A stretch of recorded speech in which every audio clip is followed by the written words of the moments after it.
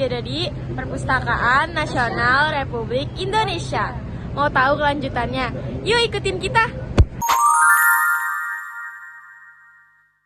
Setelah pintu masuk, kita bakal dikenalin dengan peninggalan zaman lalu. Salah satunya yaitu ada perahu aksara. Perahu aksara merupakan simbol dari andil besar masyarakat bahari dalam perkembangan keberaksaan di Indonesia. Perahu aksara merupakan simbol andil besar masyarakat bahari dalam perkembangan keberaksaan di Indonesia. Interaksi bangsa Indonesia dengan bangsa asing melalui jalur perairan memungkinkan terjadinya pertukaran kebudayaan yang bermuara pada keragaman daerah di Nusantara. Oke, yang kedua di sini ada Dermaga Karya. Kita bisa lihat di sini. Dermaga Karya merupakan hasil dari pengenjauhantahan konsep kehidupan masyarakat bahari dan hubungannya dengan keberaksaraan kala itu. Dermaga yang merupakan unsur tak terpisahkan kehidupan masyarakat Nusantara merupakan ruang pertukaran berbagai aspek budaya termasuk di dalamnya bahasa dan aksara. Capaian tertinggi dari pertukaran kebudayaan antar bangsa ini menjelma karya-karya sastra. Setelah Dermaga Karya, di sini juga diiringi dengan pembuatan kertas daulang. Instalasi ini merupakan visualisasi dari pembuatan kertas tradisional asli Indonesia daluang. Kertas daluang telah menjadi media tulis naskah Nusantara sejak ratusan tahun silam. Daluang juga telah diresmikan sebagai warisan budaya tak benda Indonesia atau WBTB oleh Kementerian Pendidikan dan Kebudayaan sejak 2004 lalu. Proses pembuatan kertas berbahan kulit pohon saeh ini menggunakan pembungkus khusus yang dinamakan pamapet.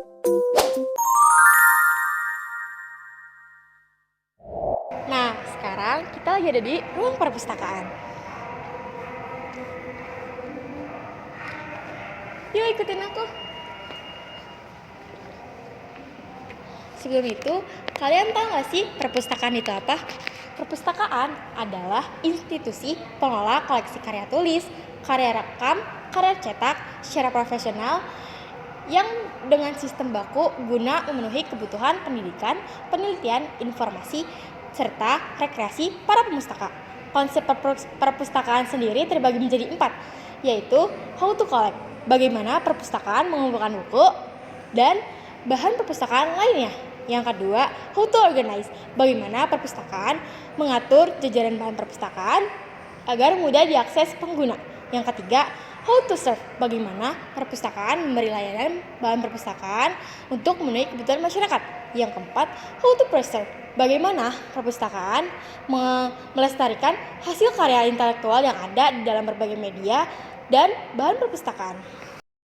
Wilayah Indonesia yang luas dengan kondisi geografis yang beragam dan ketersediaan perpustakaan belum merata menyebabkan masyarakat di daerah tidak mendapatkan akses pelayanan perpustakaan umum secara optimal. Karena faktor tersebut, sejumlah lembaga, komunitas, dan individu tergerak menghadirkan perpustakaan bergerak dengan menggunakan berbagai moda transportasi berkeliling ke lingkungan masyarakat di daerah tertentu. Misalnya, perpustakaan bergerak menggunakan sepeda motor, kuda, kapal, mobil, bahkan orang yang berjalan kaki dari satu tempat ke tempat lain. Perpustakaan bergerak membawa bahan perpustakaan melayani masyarakat dari satu tempat ke tempat yang lainnya, termasuk terutama yang belum terjangkau oleh layanan perpustakaan umum secara konvensional. Keberadaan perpustakaan bergerak meningkatkan ekstensifikasi layanan perpustakaan umum pada masyarakat. Layanan perpustakaan bergerak sama halnya perpustakaan keliling pada perpustakaan umum bersifat terbuka, demokratis, melayani semua lapisan masyarakat tanpa membedakan status sosial, budaya, ekonomi, pendidikan, kepercayaan maupun status lainnya. Semua warga masyarakat tanpa mengenal batas usia bebas memanfaatkan layanan jasa perpustakaan bergerak dan perpustakaan keliling. Nah, jadi ruang perpustakaan berfungsi sebagai media pengumpulan atau media pengelolaan ilmu pengetahuan. Baik perpustakaan yang lahir dengan bentuk konvensional yang direpresentasikan melalui artefak buku maupun perpustakaan bergerak yang direpresentasikan melalui sepeda pustaka interaktif serta film dokumenter yang penggerakannya melalui komunitas di daerah. Tujuannya sama, untuk ikut serta mencerdaskan kehidupan bangsa.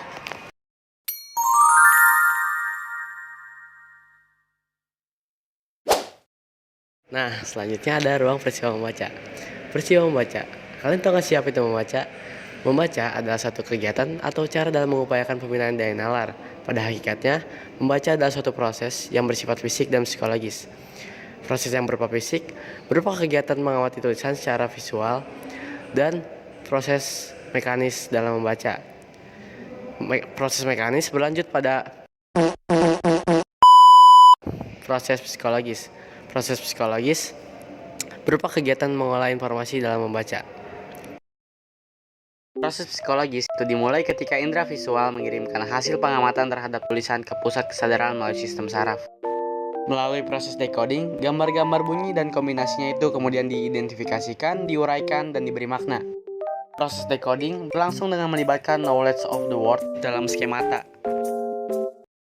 Nah, peristiwa membaca juga menghadirkan aktivitas-aktivitas membaca dari zaman ke zaman melalui ilustrasi yang digerakkan oleh teknik proyeksi video mapping.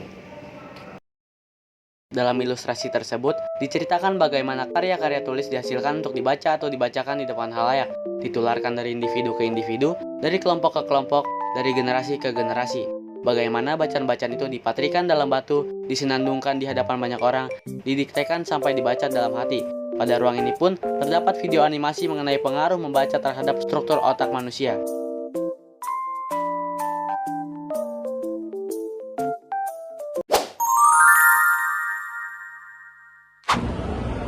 Nah, sekarang kita ada di ruang aksara. Ruangan ini menampilkan perkembangan tulisan di Indonesia yang berkaitan erat dengan sejarah dan peradaban bangsa. Terdapat TV multimedia interaktif mengenai 3 gelombang peradaban asing yang mempengaruhi tradisi tulis di Indonesia. Sejarah aksara. 1. Era Hindu-Buddha. Dokumen paling awal menjadi bukti penggunaan tulisan di Indonesia adalah Prasasti Yupa di Kalimantan Timur yang berasal dari abad ke-5. 2. Era Islam. Periode kegemilangan kerajaan-kerajaan Hindu-Buddha menuju senja dan budaya modern Islam yang menawarkan pembaharuan mulai mengisi pengaruh lama. 3. Era Eropa. Penggunaan aksara Latin hampir di seluruh wilayah Indonesia seiring kedatangan Eropa sejak abad ke-16. Aksara-aksara ini berkembang pada periode-periode tertentu. Nah, ini adalah contoh aksara di wilayah Indonesia.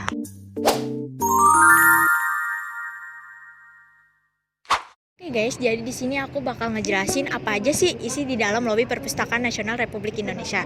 Sebelum aku ngejelasin isi di dalam Perpustakaan Nasional ini, aku bakal ngejelasin tentang dibentuknya Perpustakaan Nasional Republik Indonesia pada tanggal 6 Mei 1980 yang ditandatangani oleh Daud Yusuf SE. Pada tanggal 14 September 2017, itu berdirinya gedung Perpustakaan Nasional Republik Indonesia yang ditandatangani oleh Presiden Joko Widodo. Di sini setelah aku ngejelasin sedikit ringkasan tentang sejarah berdirinya Perpustakaan Nasional ini, aku bakal ngejelasin apa aja isi di dalam Lobi Perpustakaan Nasional Republik Indonesia. Jangan di skip ya, ikutin aku terus.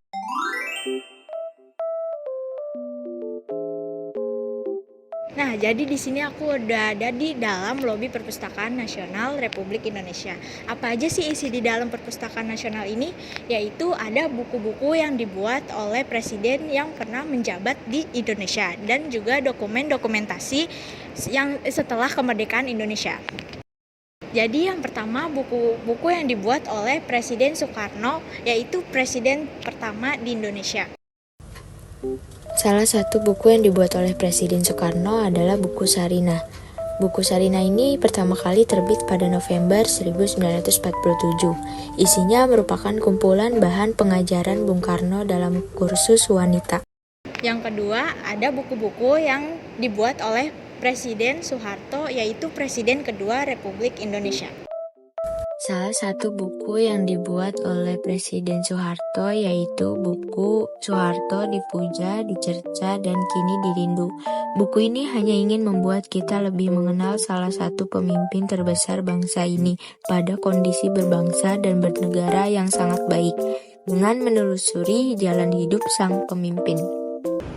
Yang ketiga, ada buku-buku yang dibuat oleh B.J. Habibie, yaitu Presiden ketiga Republik Indonesia. Salah satu buku yang dibuat oleh Presiden B.J. Habibie yaitu berjudul B.J. Habibie Si Jenius. Buku ini menceritakan tentang B.J. Habibie dan kejeniusannya dalam membangun bangsa Indonesia.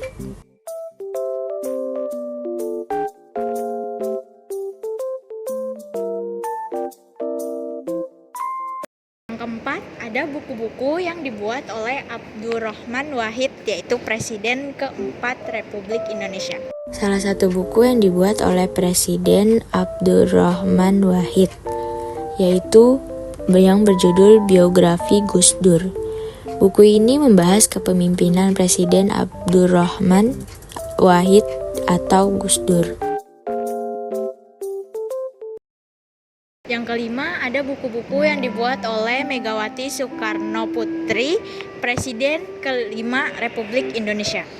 Salah satu buku yang dibuat oleh Presiden Megawati Soekarno Putri yaitu yang berjudul Megawati Soekarno Putri dari Ibu Rumah. Buku ini menceritakan tentang Megawati Soekarno Putri dan keberhasilannya menuju Istana Negara.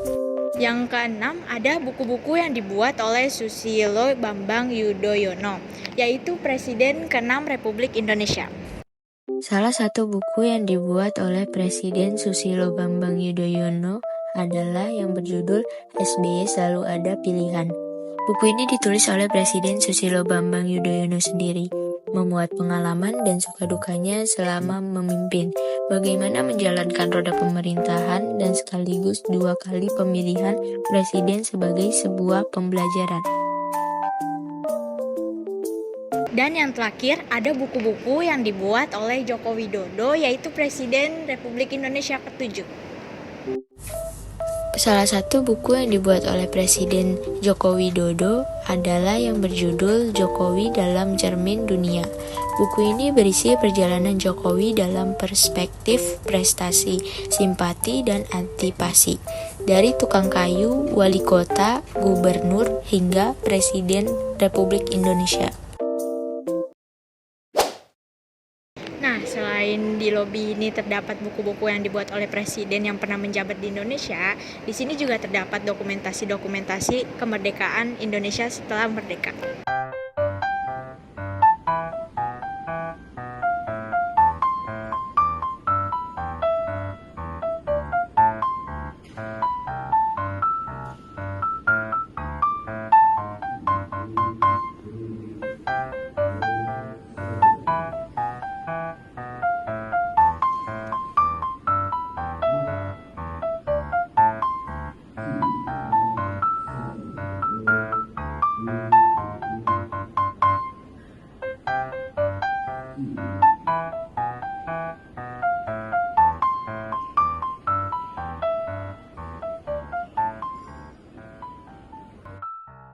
Di sini ada dokumentasi pada saat proklamasi kemerdekaan Republik Indonesia dibacakan.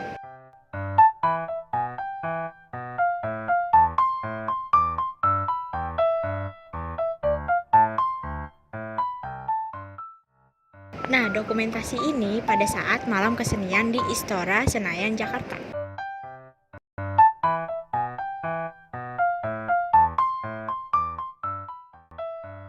Nah, kalau ini dokumentasi memperingati pawai pembangunan HUT RI ke-27.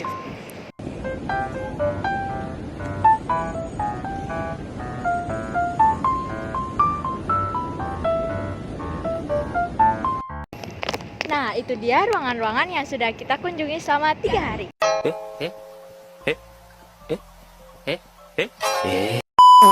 Selain dari ruangan-ruangan yang kita udah kunjungin, Perpustakaan Nasional Republik Indonesia memiliki 24 lantai. Di antaranya adalah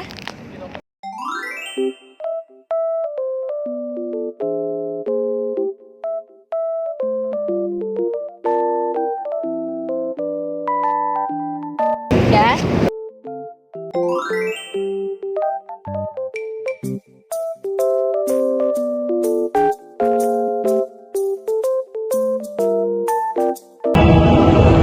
sebagai contohnya, kita akan kasih tunjuk isi dari lantai 8. Nah, jadi di lantai 8 ini adalah ruangan layanan koleksi audio visual. Nah, jadi di ruang layanan koleksi audiovisual itu ada banyak banget loh jenisnya. Kalian mau tahu? Ayo sini. Yang pertama ada dokumenter. Yang kedua ada fantasi. Yang ketiga ada animasi. Yang keempat ada petualangan. Yang kelima ada aksi. Yang keenam ada drama. Yang ketujuh ada komedi. Dan di sini kita ada banyak audio kayak lagu gitu loh, kayak ada pop Indonesia, ada pop barat, ada karaoke, ada jazz, terus ada rock,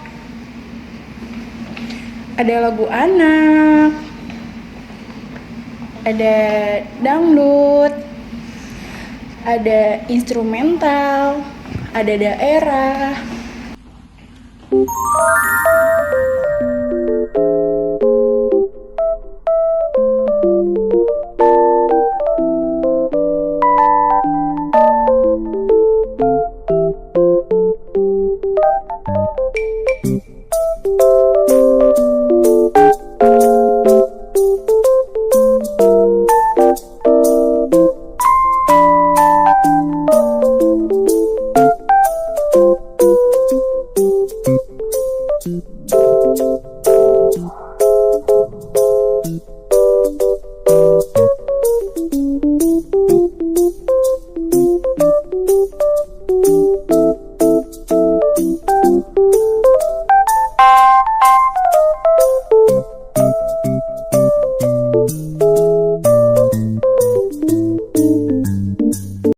Nah, menarik banget kan isinya? Jadi jangan lupa datang ke Perpusnas ya, karena bisa meningkatkan literasi kalian loh.